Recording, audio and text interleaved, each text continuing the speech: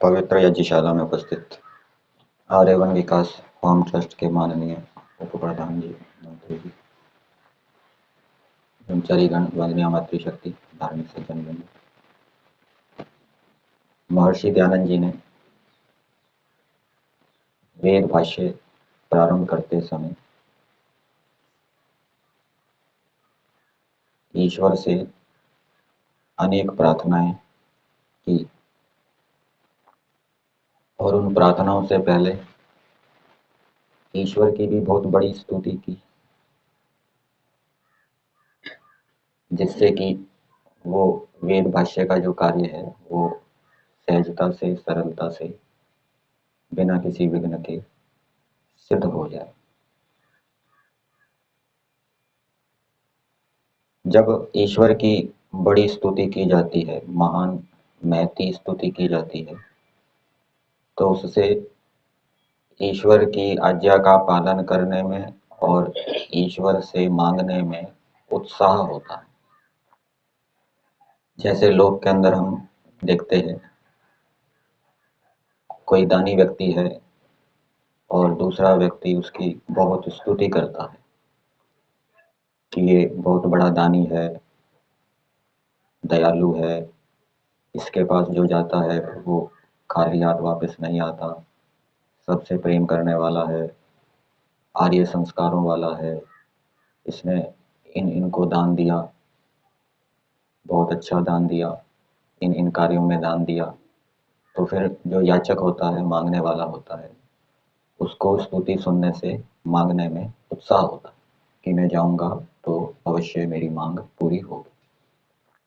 इसी प्रकार से ईश्वर से प्रार्थना करने से पहले ईश्वर की बड़ी स्तुति करनी चाहिए। तो जब ईश्वर की बड़ी स्तुति करेंगे तो ईश्वर का महत्व, सामर्थ्य समझ में आएगा, उससे मांगने में भी उत्साह होगा और मांगने का जो नियम है पुरुषार्थ, उस पुरुषार्थ को करने में भी उत्साह होगा। वेद भाष्य का प्रारंभ करते समय महर्षि दयानंद जी ने सर्वप्रथम ऋग्वेद आदि भाष्य भूमिका लिखी और ऋग्वेद आदि भाष्य भूमिका में सबसे पहले ईश्वर प्रार्थना विषय नामक अध्याय लिखा। इस अध्याय के अंदर अनेक मंत्र हैं जिनमें ईश्वर से भिन्न भिन्न प्रकार की प्रार्थनाएं की गई है, भिन्न भिन्न प्रकार की स्तुति है। आज हम दो मंत्रों के ऊपर विचार करेंगे जो कि अथर्ववेद के हैं। कल हमने अथर्ववेद का एक मंत्र दिया था, यो भूतम च भव्यम च, इसके ऊपर विचार किया था। ये मंत्र अथर्ववेद के 10वें कांड में है और 10वें कांड में एक सूक्त का नाम है ज्येष्ठ ब्रह्म वर्णन सूक्त। उस सूक्त के अंदर ये वाला मंत्र दिया गया है, यो भूतम च भव्यम च। इस सूक्त के अंदर 44 मंत्र हैं और इस सूक्त का देवता आत्मा है। तो ये सभी 44 मंत्र परमेश्वर का वर्णन करने वाले मिलेंगे। इसी प्रकार से आज जिन हम दो मंत्रों के ऊपर विचार करेंगे, ये भी अथर्ववेद के 10वें कांड का है और इन दो मंत्रों का सूक्त का नाम है सर्वाधार वर्णन सूक्त। और इस सूक्त के अंदर भी 44 मंत्र हैं, इनका देवता भी आत्मा है। तो इन 44 मंत्रों में भी हमें परमेश्वर का वर्णन मिलेगा।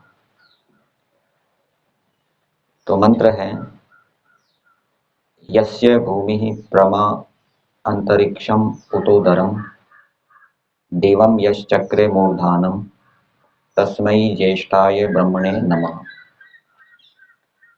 इस मंत्र के अंदर दो पद आए हैं, यस्य और तस्मै। इन दोनों पदों का परस्पर संबंध है, ये संबंधी पद है। तो यस्य से जिसको कहा जा रहा है, तस्मै से भी उसके लिए ही कहा जा रहा है, दोनों का एक ही पदार्थ है। और तस्मै के आगे लिखा है ज्येष्ठाय ब्रह्मणे नमः, उस ज्येष्ठ ब्रह्म को हमारा नमस्कार। आगे क्रिया नहीं दी है, नमः, क्रिया जोड़नी पड़ेगी, नमः अस्तु। जैसे हम व्यवहार के अंदर नमस्ते बोलते हैं, नमस्ते ये दो पद हैं, इसके अंदर हम क्रिया नहीं बोलते नमस्ते अस्तु, वैसे नमस्ते अस्तु ऐसा बोलना चाहिए। तब वो वाक्य कहलाएगा। नमस्ते ये वाक्य के रूप में नहीं होगा, नमस्ते अस्तु, लेकिन फिर भी ऐसा प्रचलन है और महर्षि दयानंद जी ने भी लिखा है नमस्ते का प्रयोग करना चाहिए। तो यहाँ पर भी ब्रह्मणे नमः आगे क्रिया का अध्ययन किया है, नमः अस्तु महते अत्यंतम नमो अस्तु नः, ये नः का भी अध्ययन किया है। ऐसे ब्रह्म को हमारा अत्यंत नमस्कार होवे, ये हमारा भी अध्ययन किया है और होवे इसका भी अध्ययन किया है। तो ये ब्रह्म कौन है? अन्न को भी वेद आदि शास्त्रों में ब्रह्म कहा जाता है, मन को भी वेद आदि शास्त्रों में ब्रह्म कहा जाता है और परमात्मा को भी ब्रह्म कहा जाता है। तो ब्रह्म से किसका ग्रहण किया जाए? क्या अन्न का ग्रहण करें, क्या ब्रह्म का मन का ग्रहण करें या परमात्मा का ग्रहण करें? और पीछे जो दिया यस्य भूमि ही, जिसके होने में भूमि प्रमा है, ये पीछे के जो वर्णन दिए हैं उससे तो यही सिद्ध होता है कि ब्रह्म परमेश्वर के लिए है, क्योंकि दिवम यश चक्रे, जिसने दिवलोक को बनाया, मन तो दिवलोक को बना नहीं सकता, अन्न तो दिवलोक को बना नहीं सकता, वो तो किसी चेतन का काम है, सर्वशक्तिमान का काम है। इसलिए यहाँ ब्रह्म से परमात्मा का ग्रहण करेंगे। अब मंत्र के पदों को देखते हैं। यस्य भूमि ही प्रमा, ये पहली बात बताई मंत्र के अंदर परमेश्वर के विषय में, परमेश्वर का वर्णन किया जा रहा है। कौन से परमेश्वर का वर्णन किया जा रहा है? सूक्त का नाम है सर्वाधार वर्णन सूक्त। जो परमेश्वर सर्वाधार है, सबका आधार है, ऐसे परमेश्वर का वर्णन किया जा रहा है। तो इसके संस्कृत भाग में दिया है यस्य भूमि ही प्रमा, प्रमा को खोला है यथार्थ ज्ञान साधनम, यथार्थ ज्ञान का साधन। न्याय दर्शन के अंदर प्रमाण, परमेय, परमाता, परमिति, इन चार पदों का प्रयोग होता है। प्रमाण किसको कहते हैं? जिससे कोई वस्तु ठीक ठीक जानी जाए उसको प्रमाण कहते हैं। प्रमेय किसको कहते हैं? जो वस्तु जानी जाती है उसको प्रमेय कहते हैं। परमाता, जो जानने वाला है उसको परमाता कहते हैं। और प्रमिति, जो प्रमाण से किसी वस्तु के विषय में ठीक ठीक ज्ञान हुआ उसको क्या कहते हैं? परमिति कहते हैं। तो प्रमाण यथार्थ ज्ञान का साधन है, परमीयते अनेनिति प्रमाणम, जिससे किसी वस्तु का ठीक ठीक ज्ञान होता है उसको प्रमाण कहते हैं। यहाँ पर प्रमाण के लिए प्रमा शब्द का प्रयोग किया गया है। जो प्रमा है उसका अर्थ है प्रमाण, यथार्थ ज्ञान का साधन।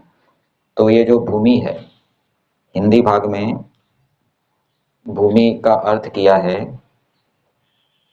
पृथ्वी आदि पदार्थ। भूमि के अतिरिक्त और भी दूसरे भी पदार्थ ले लिए। पृथ्वी आदि जो पदार्थ हैं वो परमेश्वर के यथार्थ ज्ञान के साधन हैं। पृथ्वी आदि पदार्थों के माध्यम से हम परमेश्वर का ठीक ठीक ज्ञान कर सकते हैं। जैसे अहमदाबाद जाने के लिए गाड़ी साधन है, गाड़ी के माध्यम से हम अहमदाबाद जा सकते हैं। इसी प्रकार से परमेश्वर को ठीक ठीक जानने के लिए ये भूमि आदि पदार्थ साधन है। कैसे है?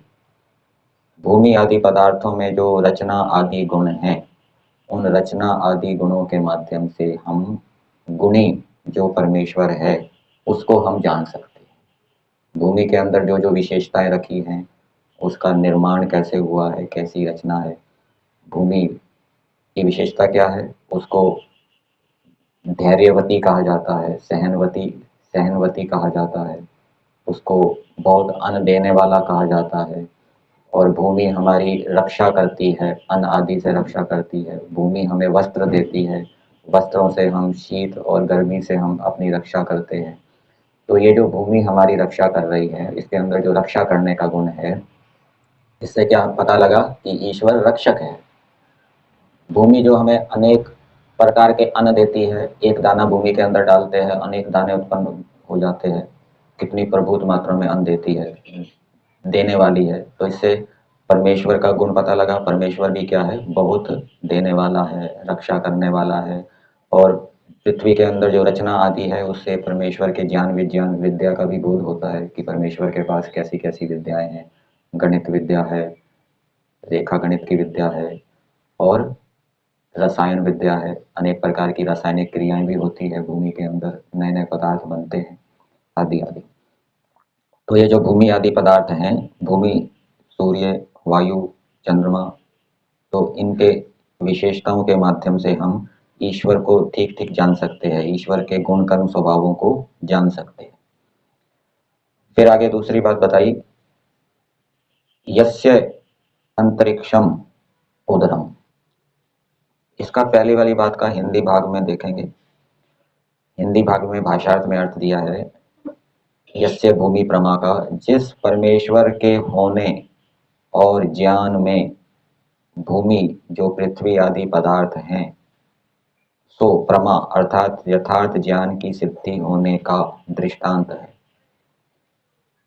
होने मतलब पृथ्वी आदि पदार्थों के माध्यम से हम ईश्वर की सत्ता का अनुमान करते हैं, ठीक है ना। ईश्वर है तभी ये भूमि आदि पदार्थ बने हैं।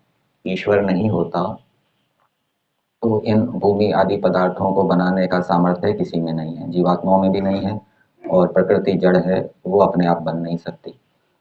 तो कार्य से कर्ता का अनुमान होता है। और दूसरा, ज्ञान में, परमेश्वर के जानने में, परमेश्वर के गुण कर्म स्वभावों के बोध में, तो ये पृथ्वी आदि पदार्थ क्या है, यथार्थ ज्ञान के साधन है। और फिर आगे दूसरी बात और बताई इसी भूमि के विषय में, जिसने अपनी सृष्टि में पृथ्वी को पाद स्थानी रचा है। ये पाद स्थानी मंत्र के शब्दों में नहीं दिया, यस्य भूमि ही पाद ऐसा नहीं दिया, लेकिन यहाँ पर ये नई बात महर्षि दयानंद जी ने लिखी है, ठीक है। ये यजुर्वेद के 31वें अध्याय में मंत्र आता है,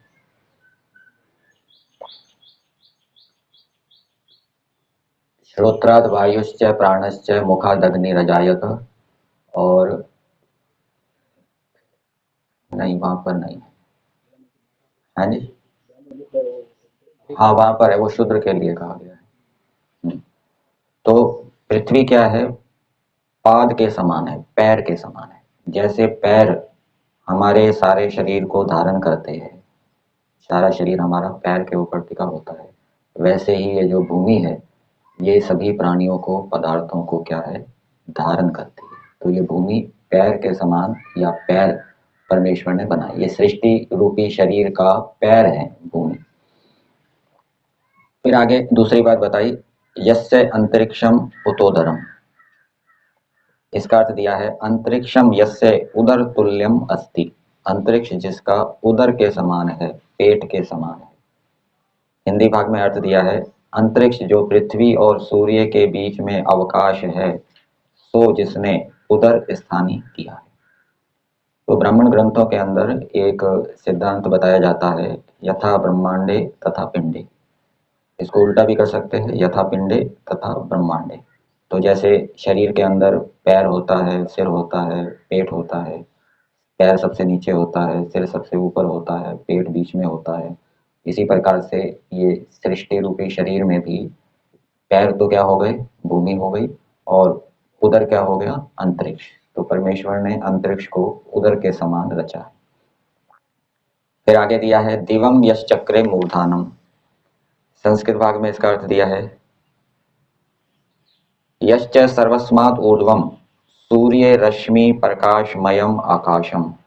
सबसे ऊपर अर्थात पृथ्वी और अंतरिक्ष से ऊपर जो सूर्य की रश्मि के प्रकाश से युक्त जो आकाश है, मतलब कि जो जहाँ चमकने वाला जो लोक है, जहाँ सूर्य चंद्रमा आदि का प्रकाश रहता है, या नक्षत्रों का जहाँ प्रकाश होता है, दिखाई देता है, उसको परमेश्वर ने क्या है, सिर के समान रचा है। उसको द्युलोक कहते हैं, उसको परमेश्वर ने सिर के समान रचा है। जैसे शरीर के अंदर सिर होता है, और सिर का संबंध ज्ञान के साथ होता है, क्योंकि सिर के अंदर मस्तिष्क होता है। प्रकाश और ज्ञान ये पर्यायवाची है। इसी प्रकार से परमेश्वर ने इस सृष्टि रूपी शरीर का सिर किसको बनाया? द्युलोक को बनाया है। तो हिंदी भाग में इसका अर्थ दिया है, जिसने अपनी सृष्टि में दिव्य अर्थात प्रकाश करने वाले पदार्थ को सबके ऊपर मस्तक स्थानी किया है। अर्थात जो पृथ्वी से लेके ये सिर या पैर ईश्वर के नहीं है, ईश्वर की सृष्टि के सिर और पैर है। ठीक है ना, सृष्टि को एक शरीर के रूप में कल्पित किया जा रहा है। तो ईश्वर की सृष्टि में सिर क्या है? द्युलोक है। आगे दिया, अर्थात जो पृथ्वी से लेके सूर्य लोक पर्यंत सब जगत को रच के उसमें व्यापक होके जगत के सब अवयवों में पूर्ण होके सबको धारण कर रहा है। सूक्त का नाम क्या है? सर्वाधार वर्णन सूक्त। तो परमेश्वर सबको धारण कर रहा है, सर्वाधार। वो सब कौन है? वो यहाँ पे महर्षि दयानंद जी ने लिखा है, पृथ्वी से लेके सूर्य लोक पर्यंत, ये सब के अंतर्गत आ जाएगा। सब जगत को रच के फिर उसमें व्यापक जगत के सब अवयवों में पूर्ण होके सबको धारण कर रहा है। तस्मई, उस पर ब्रह्म को हमारा अत्यंत नमस्कार होवे। ये नमः के आगे क्रिया लगाई है, उस ब्रह्म को हमारा अत्यंत नमस्कार होवे। तो ये प्रार्थना है, ईश्वर से प्रार्थना की जा रही है। क्या प्रार्थना की जा रही है?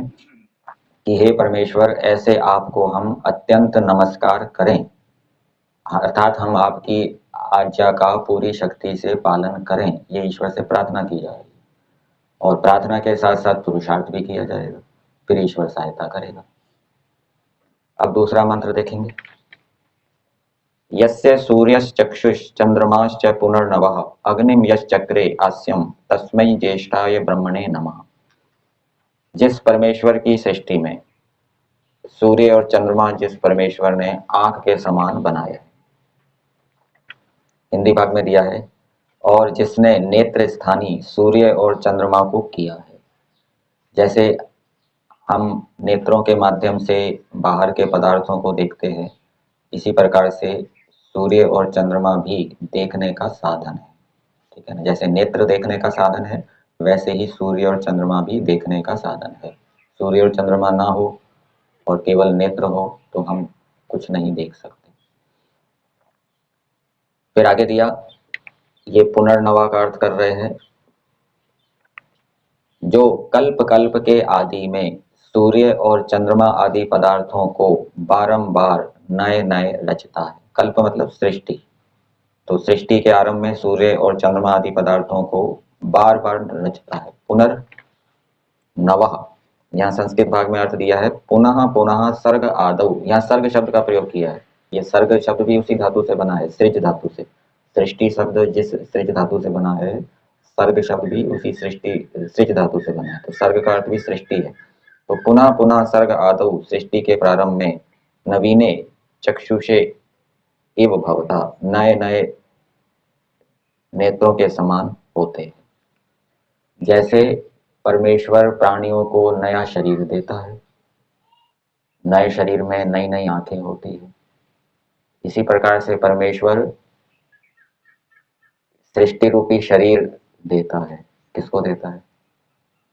जिसमें नई नई सूर्य चंद्रमा आंखें होती है। सृष्टि रूपी शरीर किसको देता है? जीवों के लिए देता है। ठीक है, जीवों के लिए देता है, सभी जीवों के लिए देता है। शरीर तो एक जीव के लिए होगा, सृष्टि रूपी शरीर सभी जीवों के लिए देता है। और जब जब नया सृष्टि रूपी शरीर देता है तो नई नई आंखें भी देता है इस रूप में। तो इसका हिंदी भाग में अर्थ दिया है,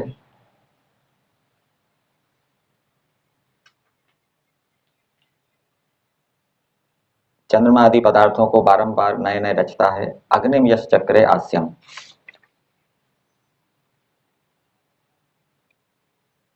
अग्नि जिस परमेश्वर ने मुख के समान बनाई, अग्नि को मुख के समान बनाया।